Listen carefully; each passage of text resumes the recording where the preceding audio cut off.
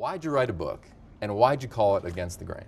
First, why I wrote a book is ever since winning the Academy Award, I've been honored to speak all over the country, a host of different venues, schools, athletic organizations, the Paralympics, businesses, FedEx, Frito-Lay, and everywhere I go, when I finish the keynote, there's always people that come up and say, "Hey, I want to read more about that or hear more about that. Where's the book?"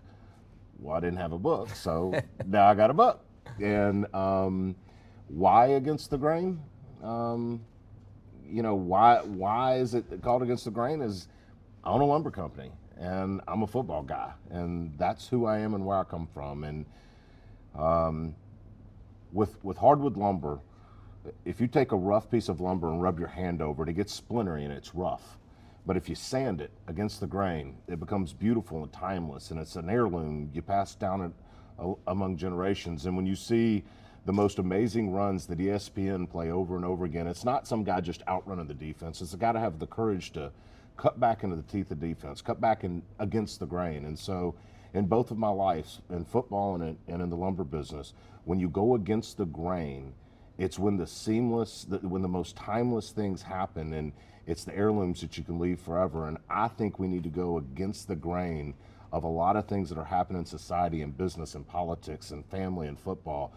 And the effort will be painstaking, but the rewards can be timeless. Coach, against the grain is probably a phrase that you could agree with to a certain degree. You've always done things different in the public's perception.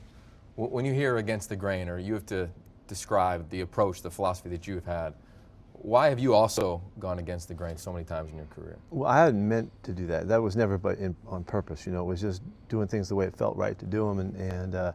But I found that quite often the scrutiny was, why are you the way you are? How could you have fun coaching football? How can the players enjoy it and have a good time doing it? It just seemed like we followed instincts, but it often put us in a position where we weren't doing things in traditional fashion. Sometimes it's harder to do things that way, and it's challenged more so. And so you have to have conviction in your beliefs to go ahead and kind of persevere through the challenges and the scrutiny and all that. But we found that the results have been very special and very unique, and it's always been worth it. And sometimes the hardest way is the best way, and that kind of applies here.